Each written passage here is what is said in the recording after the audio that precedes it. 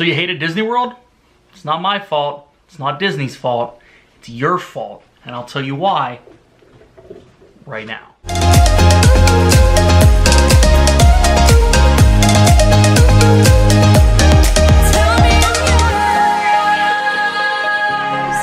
So here's the deal. Have you ever watched Family Guy? Peter had a what grinds my gears section, and this is it for me. You know what grinds my gears? People go to Disney World and then blame Disney World because they didn't have a good time. And here's why. Listen, America, you will spend weeks, days, months, hours trying to figure out what flat screen TV or what Ninja blender you want or whatever. You will spend hours trying to figure out the best way to spend $400 on some kitchen utensil, yet you'll spend $5K on a Disney vacation and not do any homework because we should just show up and life's fine. Well, you know what? This isn't your dad's Disney World. You can't walk into Walt Disney World after not doing any preparation and think you are going to do anything, any of those top 10, 15, top 5 lists that you see all over the internet on whatever ad nauseum website that does top 10 or top 5 lists. You're not gonna get to any of them because you didn't put any time in up front. So really, here's the deal. It's frustrating to me. Yeah, I'm a nerd, I get it, and I take it to the nth degree. I have spreadsheets. You don't need spreadsheets. You also don't need Winston's butt in the frame. So here's the deal. You don't have to take it to my level. I get it. I'm a nerd. I have spreadsheets. I do so much research and put a lot of time into this. We like it as a family. It's a hobby. It's something fun that we enjoy to do. You don't have to do that, but what you have to do are, frankly, just a few things that are gonna make it worth your while on your next trip. First off, figure out when the heck you wanna go. Okay, for us, it's always summer. For you, you might wanna go in April all the time because that's when you get your bonus. Not a big deal, figure that out. But you have to figure that out ahead of time, not on Friday before you want to go the next weekend. Yeah, you can still go and have a good time, but you want to talk about planning, you got to do it even more. So figure out when you want to go. Second, plan it out. All that means is realize when you have to book stuff. Going to Disney now isn't like what it was 5, 10, 15 years ago. Since my Disney experience came about, the need for putting a little bit of thought into this on the front end has really been like exponentially changed because you have a lot of people vying for the same stuff. You can't just walk in and find a reservation for Cinderella's Royal Table, Be Our Guest, all this stuff that you hear about, you can't do it. So what you have to do is figure out what dates there are and how far out you have to plan this stuff. So first things first, you can plan your dining reservations 180 days before you go. Yeah. Oh, do you know what you're gonna eat 180 days from now? No. But I'll tell you what, if you figure out that you want to go have barbecue on Tuesday because that's the day that you can get in there, fantastic. Book it. Listen, my wife and I sit around for 25 minutes trying to figure out what restaurant to order from on a Friday night. Don't even let that be an option. Figure it out 180 days in advance. Make those plans, especially if you want to get in to those places that are like, I don't know, the most popular, right? Cinderella's Royal Table, Be Our Guest, California Grill. You gotta book those far in advance, but you know what? So what? Then you can plan around it. Number 2, what parks do you wanna go to? What rides do you wanna go to? What do you wanna get on? What do you want to do? Here's the thing. There's always something to do at Disney, and no matter what you want to do, you can stand in line long enough to make it happen. Here's the deal. If you think about it 90 days out and book your fast passes 60 days out if you're staying on property or 30 days out if you're not, if you put that much thought into it that you know you want to go on Flight of Passage and ride the new Pandora ride, or you want to make sure you get on Seven Dwarfs Mine Train or Slinky Dog Dash, you have to do that 60 days out if you're staying on property. If you're not, then you have to see if there's any availability and then tailor your trip around that 1 or 2 or 3 experiences that you really, really want to try. It's not the days where you can show up at the park, open a map and say, look, I'm going over here, then I'm going over here, and we're going this way, but we're not because the map goes this way, so we're gonna go left. You know how many people walk into Epcot and get on Spaceship Earth as soon as they walk in? Don't just do something because it's there. Don't just follow the map. Do a little bit of research. Know what the biggest rides are, the most popular rides are, and tailor your trip around those. Now you can plan out your days, you can plan out your food, you're 60 days out, you pay for it, you know what's going on. For me, you look at stuff like this and it just takes all that stress off of your shoulders. So let me get real for a minute. There are so many people that I talk to that are like, Dave, what do you recommend? What's the best thing we should do? How should we do a Disney vacation? And what should we do? Where should we go? How should we do it? For me, that is like it makes my head explode. I can't put into words all the stuff that you need to do in a 15-minute conversation. You need to look and do a little bit of research.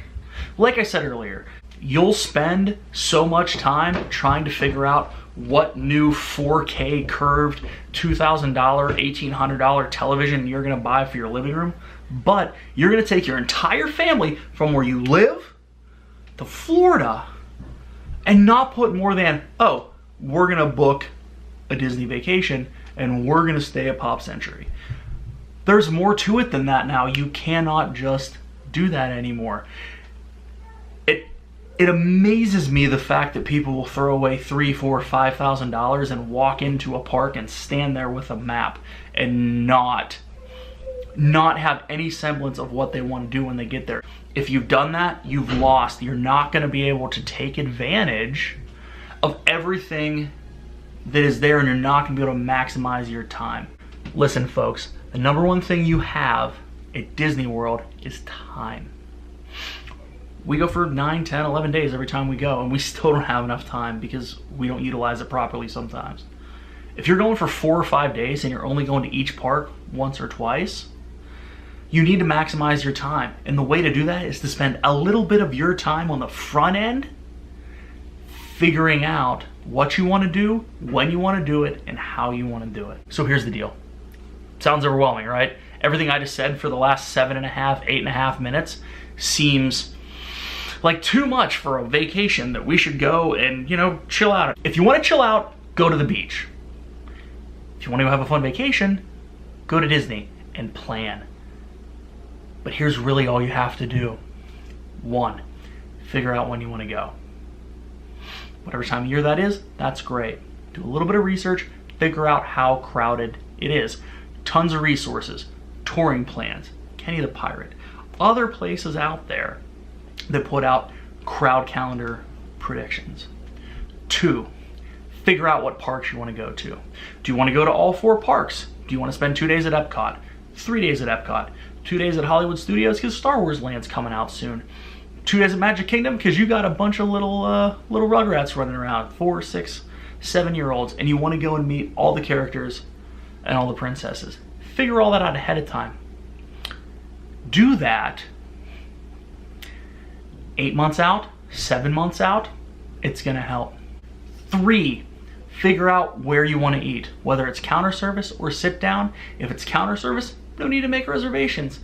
There are some fantastic menus that are at counter service that you can take advantage of and you don't spend a ton of time eating. Or if you're like us and you like to sit down and eat, make those ADRs 180 days out. Figure out where you wanna eat before that. Plan it all out in accordance to what park you're going to go to, and look, now you're good for 3/4 of what you're going to do that day. Now here comes the big part. If you're staying on property, it's 60 days out, you need to make your fast passes. You don't know what fast passes are? Basically, it's a ride reservation service, and Disney allows you to book up to 3 rides in 1-hour increments, 60 days out if you're staying on property, and 30 days out if you're staying off property. And you can book those 3 rides in those 1-hour increments per park per day. Okay? So a lot more to get into, and actually there's a ton more stuff that you can do to kind of hack this system, but we'll get into that in another video. But right now, all you need to worry about is it's 70 days out, know what rides you want to hit at what parks, so that at 60 days out, you can make your ride reservations. You can make your fast passes lickety split with a nice little sheet in front of you. That's it. All you got to do after that is pay for your package 40 days out if you got a package. If not, when you show up, you're going to pay for your room. Make sure you have tickets. Well, let me back up. Make sure you have tickets before you do your fast passes, because you need to have the number of days of tickets match the number of days you want to go to parks. So you have to have purchased that ahead of time to make that work. So with all of that said, you only have 4 things you have to do. And really, you might have 10 to 12, if you really get into it, maybe 16 or 18 hours into this thing over an 8 or 9 month period. It's not that much time. If you follow this plan and you set everything out ahead of time, you will win. You won't have to stand in line because your daughter wants to ride Pandora and that's the only thing she wants to do. You won't have to stand in line for 3.5 hours. You know you have to get there an hour and a half before rope drop. Go ride that and then go along with your day at Animal Kingdom. There's so many little nuances to it if you really want to get into it. But frankly, if you want to have a good time, all you have to do is to stick to those 4 things I said.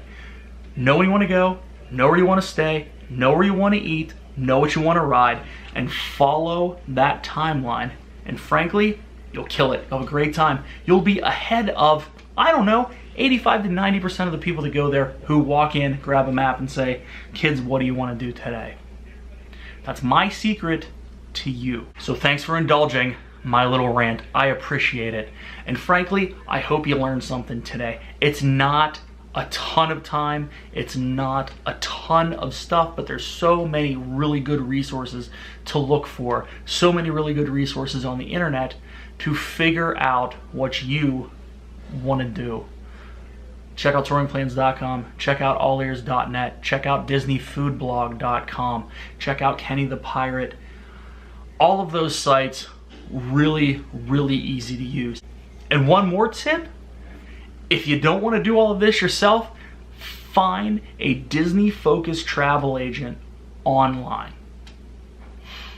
It's gonna be worth it. You pay no more, and they will take care of a lot of this stuff for you without you having even to touch your computer. So folks, thanks for following along. Thanks for listening. I appreciate you letting me go on this little rant. You will be worlds ahead of 85% of the people that go to the park if you follow this. If you liked this video, please share it, like it, subscribe to the channel. Thank you all so much for watching. We really appreciate it, and we'll see you real soon.